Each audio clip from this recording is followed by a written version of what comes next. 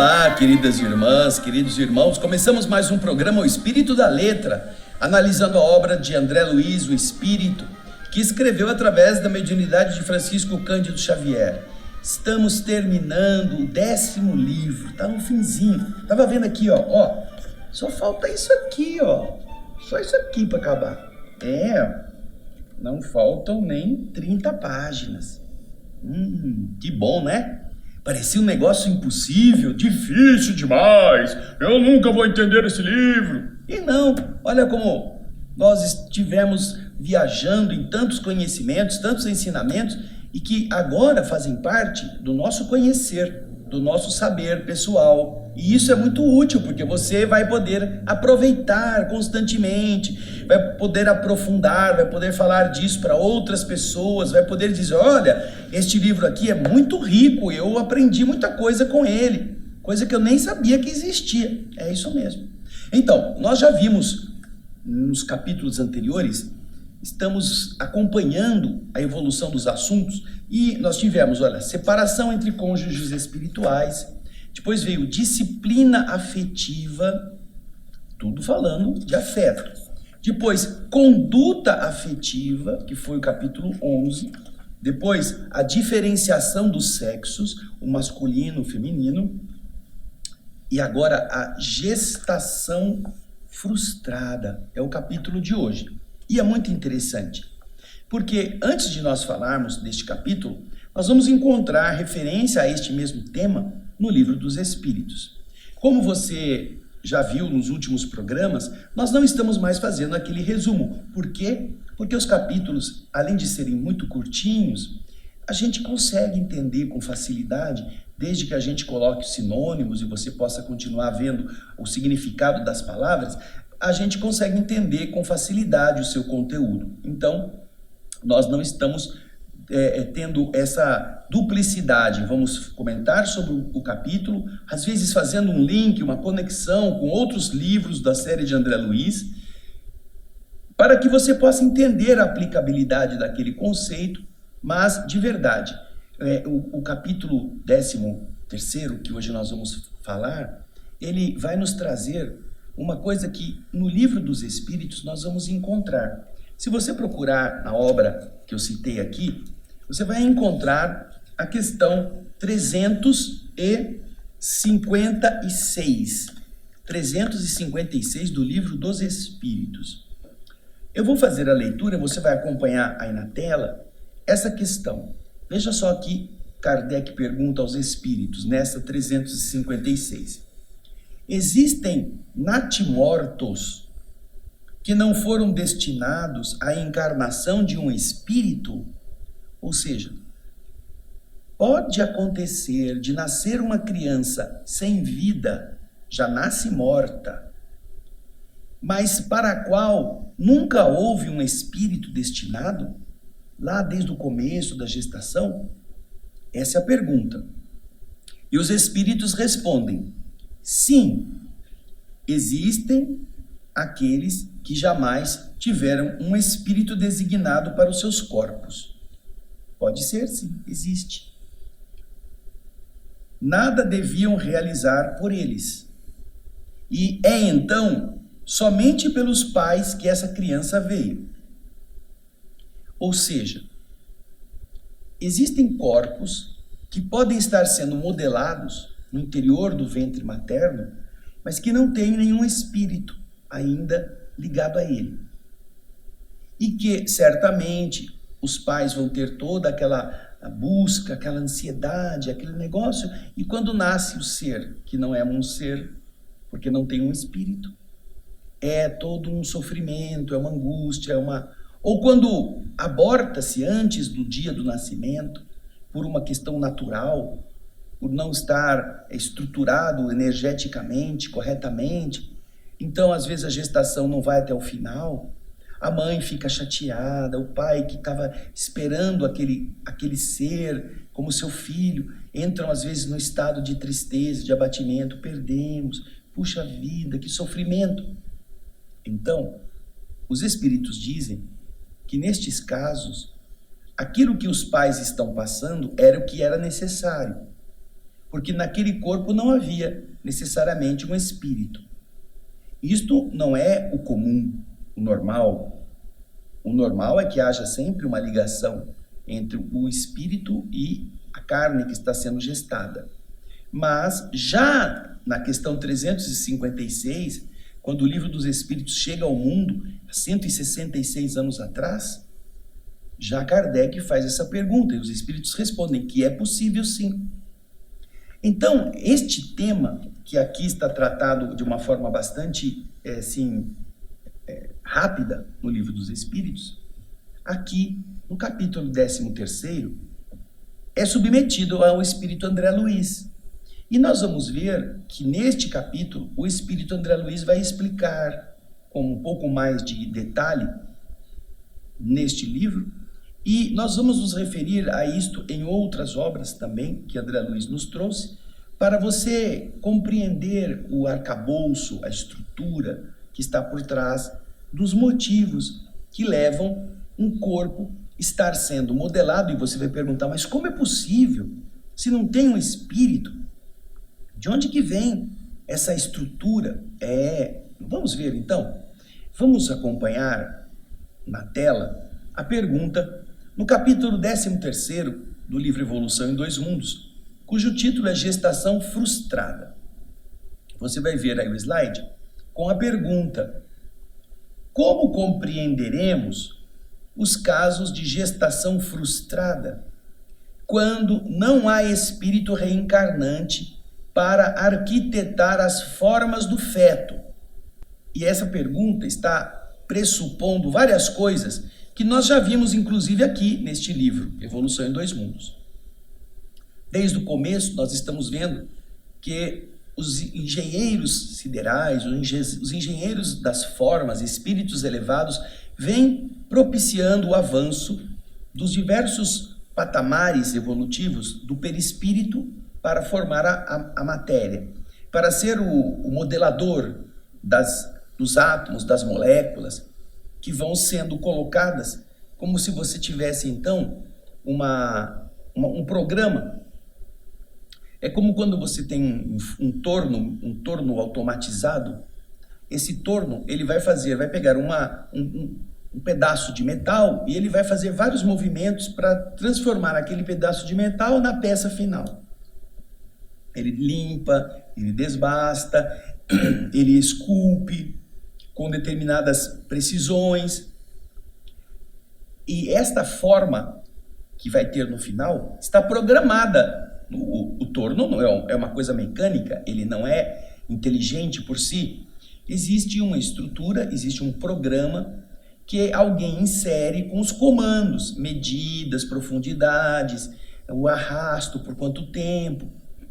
Então, isto que vai fazer aquela forma no final aparecer conforme tinha sido programado, está também definido no nosso perispírito.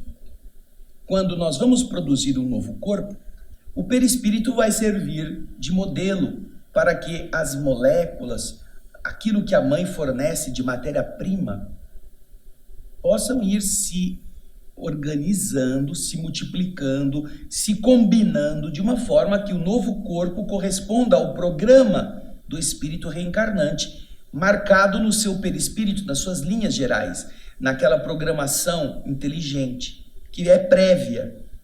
A carne apenas obedece aquilo. Nós já aprendemos isso neste livro. Porém, aqui, quando ele fala de gestação frustrada, ou seja, quando a gestação não termina, ou termina com o nascimento de um corpo sem vida, por não haver espírito que esteja destinado, desde o começo, a arquitetar, a dar as formas para aquele feto, como que se explica isso então? Como é possível que aquela pequena combinação inicial de espermatozoide e óvulo possa organizar-se de uma maneira a apresentar órgãos, a desenvolver uma estrutura mínima, mesmo não assim completa, mas já com os órgãos, coração, o tubo neural e outras estruturas que vão sendo desenvolvidas, mas se não tem um espírito para dar a linha geral daquilo? É a pergunta. Então, depois que a gente entendeu que também nesse processo podem existir situações específicas que não correspondam de maneira perfeita a esta regra geral, mas que também existem regras que fazem com que isto se dê, não é ao acaso, isso não é uma aberração, existem outras regras que fazem com que estas coisas aconteçam. Essa é a pergunta. Então agora nós vamos continuar a ler a resposta que André Luiz nos dá neste tema. Acompanhe aí comigo. Em todos os casos, diz André, em que exista formação fetal, gravidez, sem que haja a presença da entidade reencarnante, o fenômeno obedece aos moldes mentais maternos. Então veja só, a mente da mãe, em uma situação talvez de um desejo materno, um desejo de produzir um filho, e eventualmente, tendo, por causa desse desejo, um ancestral que fez com que ela tivesse falhado em vidas anteriores, no processo da reencarnação, quando ela quer muito, e há a condição da fecundação mecânica entre o espermatozoide e o óvulo no interior do seu útero, ela, não havendo entidade para renascer, o molde mental da mãe vai servir para que as células iniciais possam ir se reproduzindo. Por isso que ele diz, sem a presença do reencarnante, o fenômeno obedece aos moldes mentais maternos. A mente da mãe deseja um filho, deseja aquele ser, e estes desejos são forças plasticizantes. Elas vão ajudar, pelo menos na falta de alguém, a estar ali ordenando a multiplicação. A mente materna vai fazer isso de uma forma não tão perfeita, não tão precisa, não tão junto, mas ainda assim vai se desenvolver alguma coisa nesse sentido. E é interessante, por quê? Porque nós vamos observar, por exemplo, isso da natureza. As pessoas que às vezes estão criando animais de estimação, notadamente cães, você já ouviu falar que existem fêmeas, cadelas, que elas têm gravidez psicológica. Ela desenvolve todo o processo de entumecimento das tetas, ela fica como se estivesse esperando uma prole, ela arruma um jeito de fazer um ninho para ela. Ela fica especial, ela fica diferente.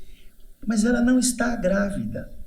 É uma gravidez psicológica no animal. Ela está preparada para ser mãe.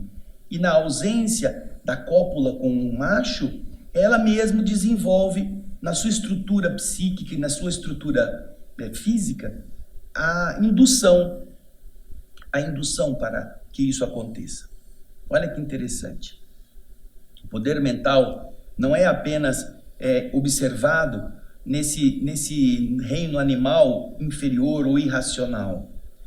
Você conhece casos de mulheres que, tendo que amamentar, tendo que dar comida para um bebê porque a mãe morreu, e isso acontece muito em família, por exemplo, a mãe tem um filho que recém-nascido, mas ou ela morre no parto, ou ela morre logo depois num acidente qualquer, e a sua irmã, que também é adulta, fica com a criança e não sabe o que fazer. Porém, quando a mente da tia está com desejo de dar uma satisfação, de cuidar daquela criança que ficou porque a mãe morreu, ela pode induzir o funcionamento hormonal do seu organismo a produzir leite.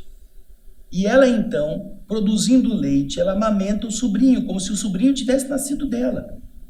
Nós sabemos que quando existe a gravidez, há todo um sistema hormonal que se organiza para gerar não apenas o campo próprio do útero a receber a célula ovo, mas também o processo de amadurecimento das mamas, das glândulas mamárias para a fabricação do leite, e isto vai automatizar-se.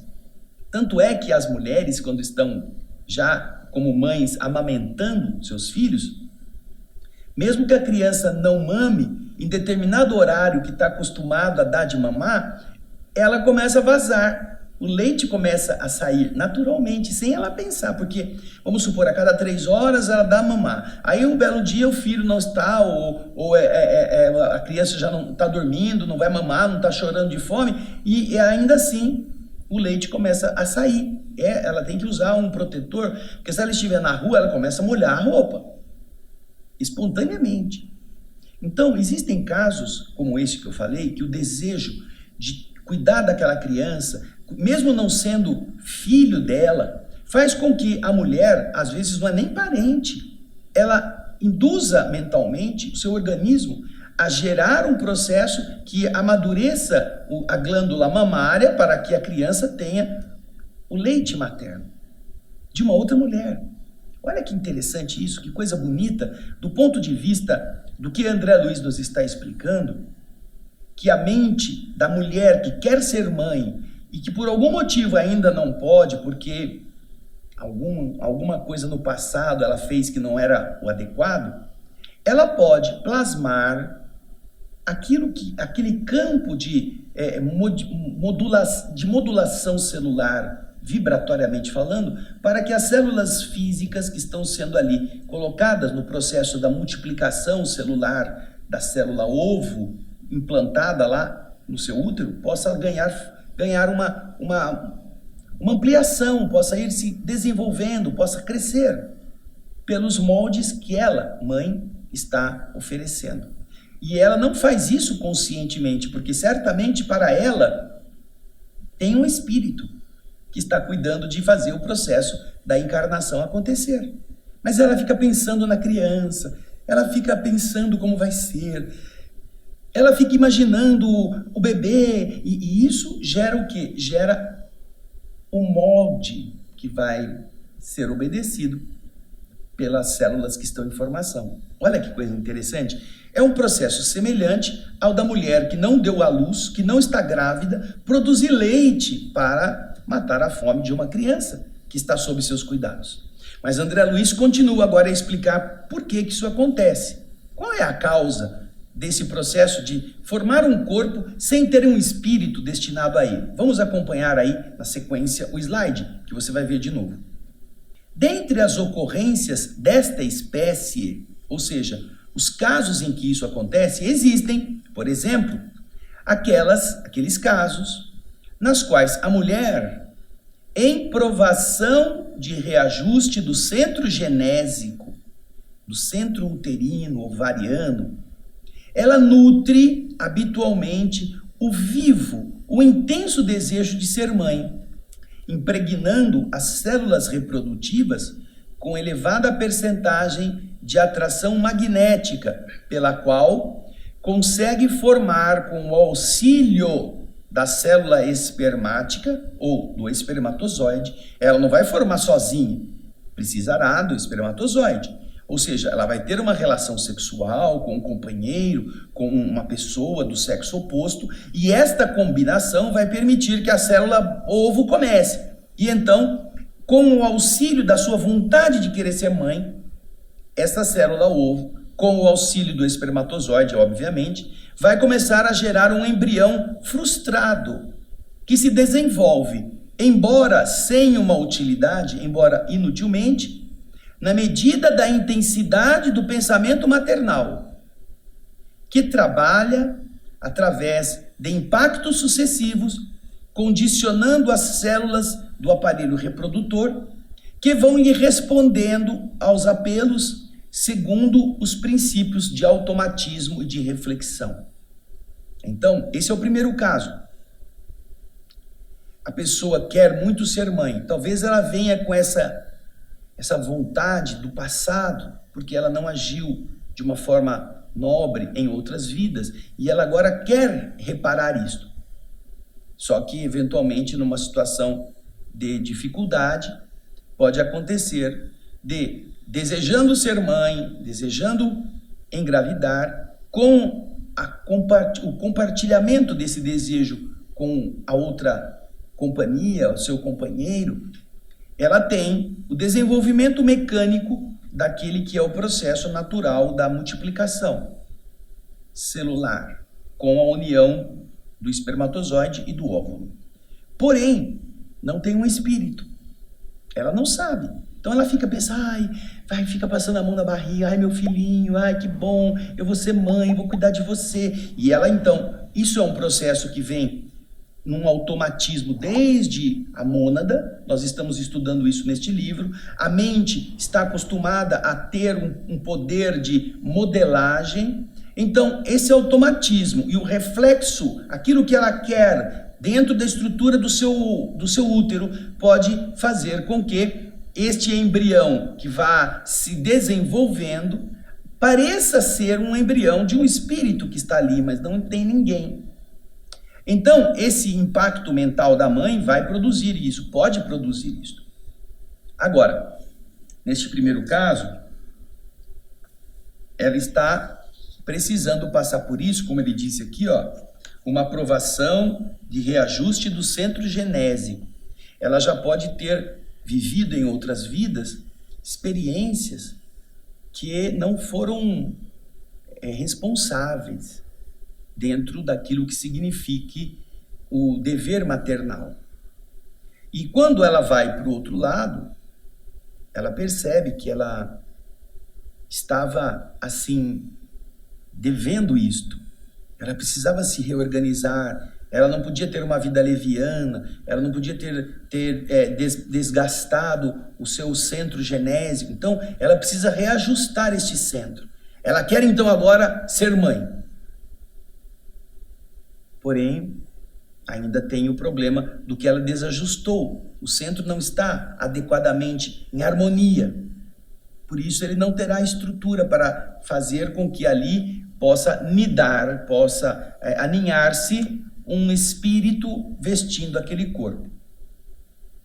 Agora, na sequência, ele diz que se de um lado temos isto, em contrário, há, por exemplo, os casos em que a mulher, por recusa deliberada à gravidez, de que já se acha possuída, expulsa a entidade reencarnante nas primeiras semanas de gestação, desarticulando os processos celulares da constituição fetal e adquirindo, por semelhante atitude, constrangedora dívida diante do destino. Então você percebe que André Luiz explica a situação de nascer um ser sem vida, ou num aborto espontâneo, ou num nascimento de natimorto, causado por essas duas circunstâncias. A primeira é a de não haver, desde o início, uma gravidez para a qual foi destinado um espírito, em decorrência das atitudes de outra vida. Imaginemos uma mulher que em outras vidas tenha tido condições de ser mãe e tenha expulsado periodicamente do seu útero fetos porque ela não queria naquela hora ser mãe. Certamente que você vai dizer, ela tem o direito. Não, ela não tem o direito, ela pode fazer, mas isso não é direito. Ninguém tem o direito de matar.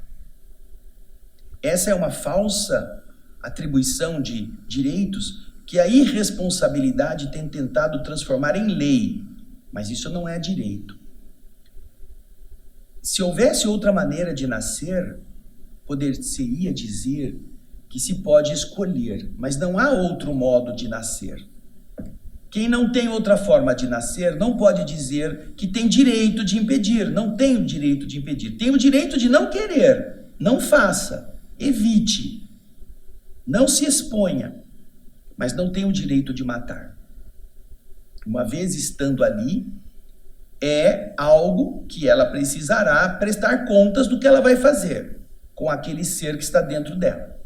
Então, num estado, e nós vamos ver isso mais para frente no capítulo da semana que vem, mas num estado em que a mulher, por desajustes emocionais, por não querer, por irresponsabilidade, por imaturidade, seja lá o que for, expulse do seu organismo um ser que está lá em processo de crescimento, ela vai desajustar o seu centro genésico, vai desajustar o seu centro mental, emocional, porque a finalidade da mulher, dentro de tantas outras missões que a mulher possui, é também a de ser a porta de entrada da vida para outros seres que precisam aprender. E ela fechou essa porta na cara. Ela expulsou a pontapé aquele que estava entrando. Ela jogou para fora. Ela deixou entrar e depois catou pelos cabelos e jogou pela janela aquele que estava ali dentro, com a violência própria de um mecanismo abortivo. Isto vai gerar limitações, desajustes que nós vamos ver na semana que vem. E quando ela vai voltar à vida, num novo corpo no futuro, ela certamente vai sentir o peso de ter feito isto, porque ela vai ter que analisar todos os seus atos. E ela perceberá que ela precisa muito recuperar-se através de candidatar-se à maternidade. Só que como ela tem o centro genésico sem tônus, sem o devido campo energético harmônico, ela muitas vezes não consegue. Ou até mesmo, a lei do universo vai fazer que ela tenha essa vontade, não estará destinando nenhum espírito para reencarnar entre os dois, marido e mulher, ou companheiro e companheira, para que ela sinta agora como é importante ela querer, mas como é sofrido não conseguir. Antes ela podia e jogou fora. Agora ela quer intensamente e não pode. Então, esse é o primeiro caso.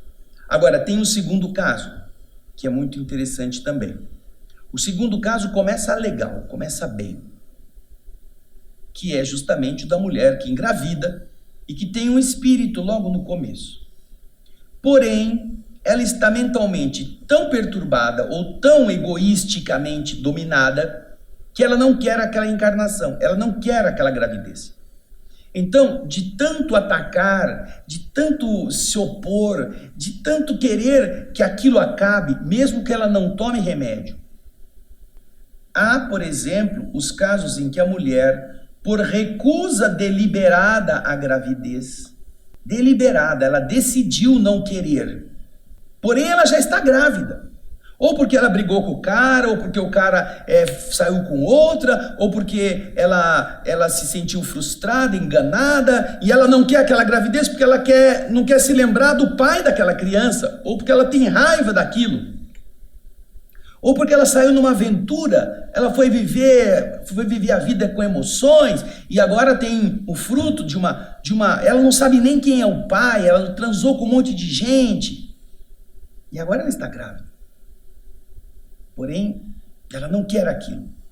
Então, há casos em que, por recusa deliberada à gravidez de que ela já se acha possuída, a mãe expulsa mentalmente a entidade reencarnante nas primeiras semanas de gestação.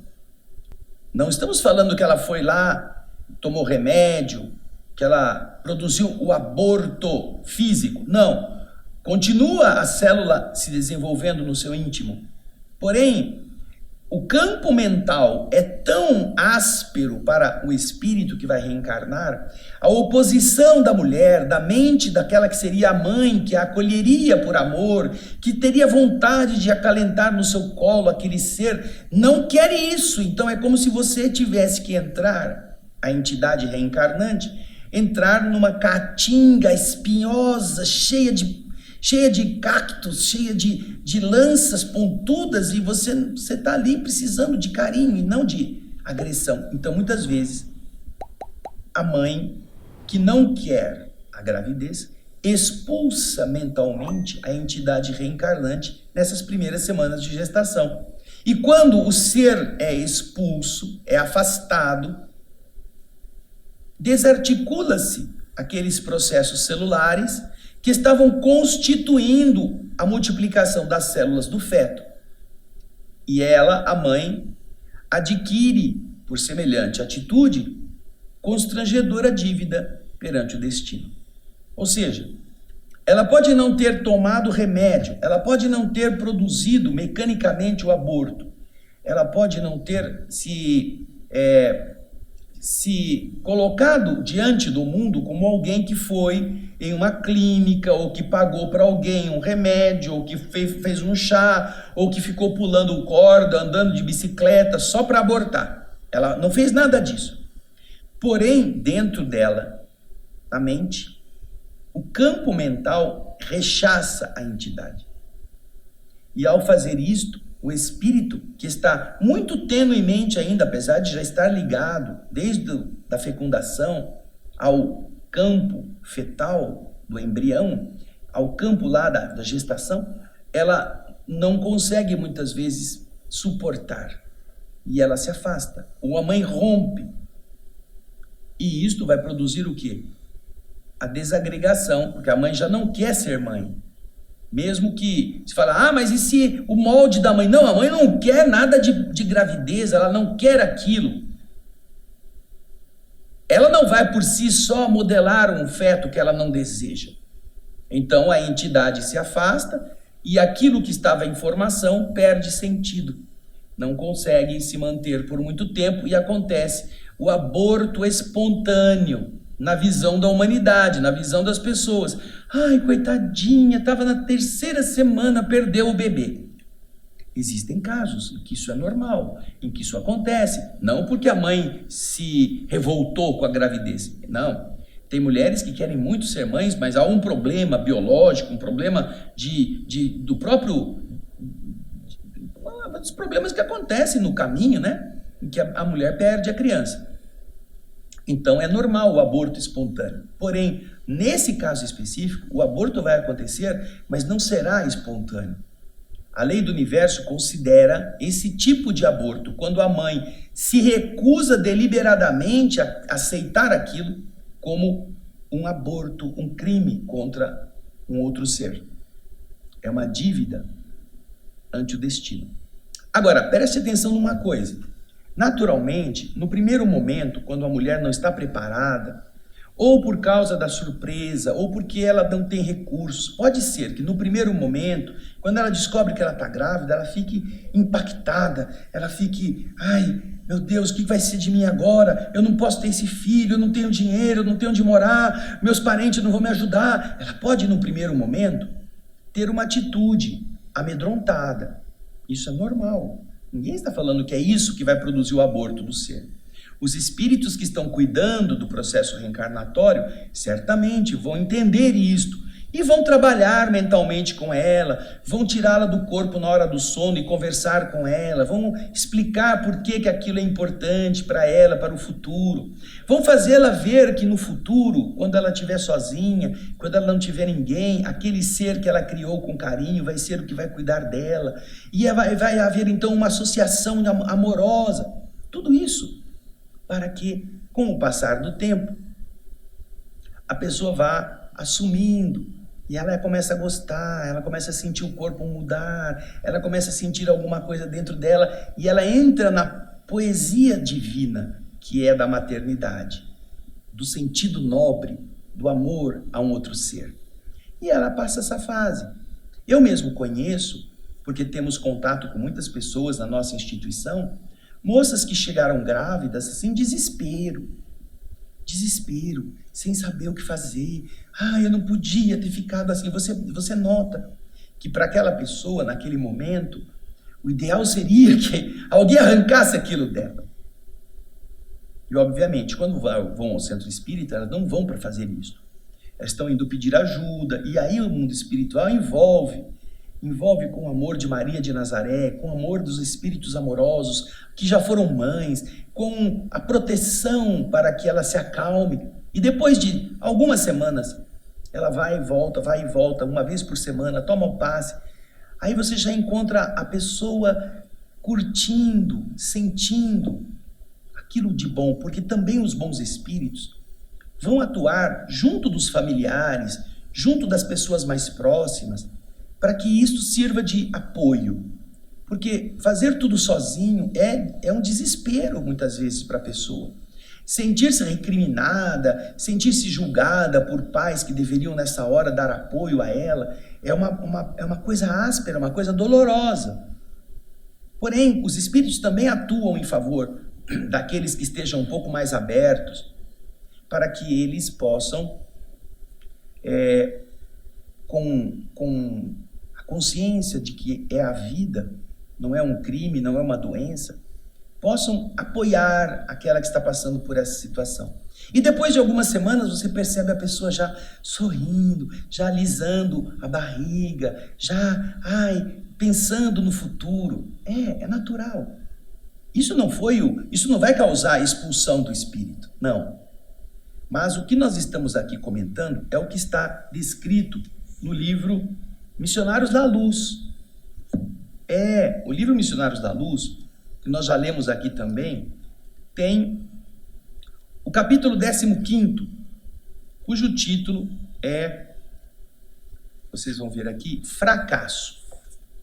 O capítulo 12º, o 13º e o 14º vão falar da reencarnação do Segismundo, tanto do preparo, quanto do período da gravidez, do nascimento, quanto depois do cuidado dos espíritos. São 3 capítulos que tratam da reencarnação positiva, boa, bem organizada, aceita pelo pai e pela mãe.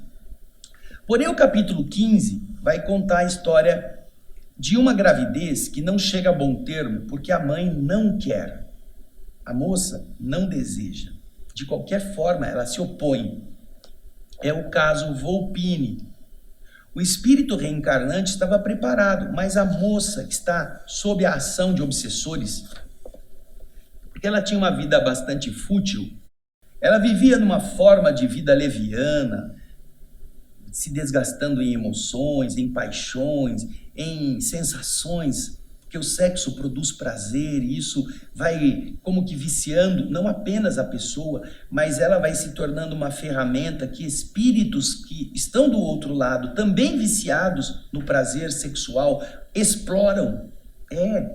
Existem entidades que se justapõem aos amantes nos momentos do prazer físico para extrair daquilo a mesma emoção ou para usar aquela outra parte vestindo-se da carne daquele que está praticando o sexo e sentir essa mesma sensação como se eles estivessem no corpo de carne também. Essa moça então estava explorada espiritualmente por algumas entidades que a queriam manter como sua vaquinha de leite, aquela que dá para eles o que eles querem. E quando ela engravida, numa dessas aventuras, ou numa situação que ela não esperava, estes espíritos também não querem perdê-la, porque imagina, depois que engravida, aí vem, vai ser mãe, aí começa a ficar com o sentimento voltado para, como vai ser a criança, aí eles dizem, mas ao saber que ela está grávida, o próprio companheiro vai voltar para querer ficar com ela, vai assumir a paternidade, e ele vai fechar a nossa fábrica de prazeres. A gente não vai mais poder contar com a moça para servir aos nossos caprichos. Não podemos deixar. E eles estão há muitos meses tentando produzir um aborto. Já, segundo eles dizem aqui, eles já tinham conseguido fazer isso com ela, com a mesma moça, umas 2 vezes. Já tinham feito ela abortar. Antes. E agora, espíritos amorosos estão segurando o processo para impedir que a mente materna termine por expulsar o filho, o Volpini. E então, as entidades dizem assim, nós estamos trabalhando já faz 6 meses e ainda não conseguimos. Aí o outro diz assim, é porque deve ter mão de anjo por trás, que não está deixando a coisa acontecer. Mas se tem mão de anjo, nós vamos botar a nossa mão de demônio aqui, que ela não vai ficar na mercê de uma gravidez que a gente não deseja, nós não vamos perdê-la. Os espíritos conversando um com o outro. E a Pulei e o André Luiz estão vendo aquilo, estão contando para nós. E então, eles dizem, os instrutores dizem, olha, se ela se permitir o que ela está pretendendo esta noite, num campo físico que já está desgastado, num organismo que não está preparado para ir até o final com uma gravidez em bom termo, se ela sair essa noite, se ela não aceitar tudo que nós fizermos para aconselhá-la a ficar tranquila na sua casa, não vai ter jeito, nós não teremos como impedir isto. Então, de verdade, eles mobilizam pessoas, mobilizam maneiras de fazer a moça ser chamada à responsabilidade materna, mas a moça não quer. Então, eles sabem que ela vai sair e vai gandaiar, que é a expressão que ela, modernamente, a gente entende. Vai cair na gandaia, vai cair fazer tudo o que ela tem vontade, se expor, porque ela não quer aquela gravidez também. Ela não opõe o seu pensamento às intuições das entidades que querem que ela aborte. Ela aceita isso, porque ela está acostumada, ela já viciou o centro mental do prazer. Daí, então, o que acontece?